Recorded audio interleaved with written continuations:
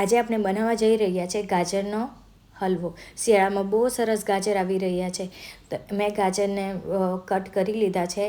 એની અંદર આપણે half cup જેટલું દૂધ નાખીશું. બહુ વધારે નથી ને એડ કરવાનું, કારણ કે ગાજરનું પોતાનું પણ પાણી છૂટે, એટલા માટે આપણે એને 3 વિસલ કરી લઈશું. બીજા પેનમાં મેં 3 ટેબલ સ્પૂન જેટલું ઘી લીધું છે. એની અંદર ડ્રાયફ્રૂટ ઉમેર્યા છે. જ્યાં સુધી ગોલ્ડન બ્રાઉન ન થાય ત્યાં સુધી આપણે ડ્રાયફ્રૂટને સ્ટર કરીશું, ફ્રાય કરીશું.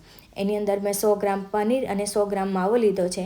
અને ગોલ્ડન બ્રાઉન થયા પછી એની અંદર પનીરને માવાને ગ્રેટ કરીને એડ કરી દેવાનું છે. અને માવો એડ કર્યા પછી આપણે સ્ટર કરી લઈશું.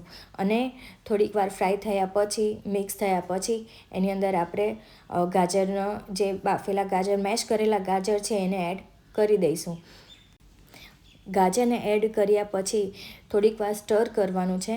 અને સ્ટર કર્યા પછી એની અંદર આપણે મેં 1 કિલો ગાજર પર 200 કે 250 ગ્રામ જેટલો ગોળ લીધો છે. કારણ કે ગાજરની પોતાની પણ મીઠાશ હોય અને માવાની પણ પોતાની મીઠાશ હોઈ શકે, એટલે જેમ તમે તમારી અકોર્ડિંગ ઓછું કે વધતું કરી શકો. અને ગોળ નાખ્યા પછી ગોળનું પણ પાણી છૂટે, એટલા માટે થોડો ફાસ્ટ ગેસે સ્ટર કર્યા કરવાનું, કોન્સ્ટન્ટલી હલાવ કરવાનું, જેથી નીચે ચોંટે નહીં. અને ગોળનું પાણી છૂટ્યા પછી આપણે સ્ટર કર્યા 15 મિનિટ પછી આપણો ગાજરનો હલવો રેડી છે. આવી રીતે ઘી છૂટું પડી ગયું છે.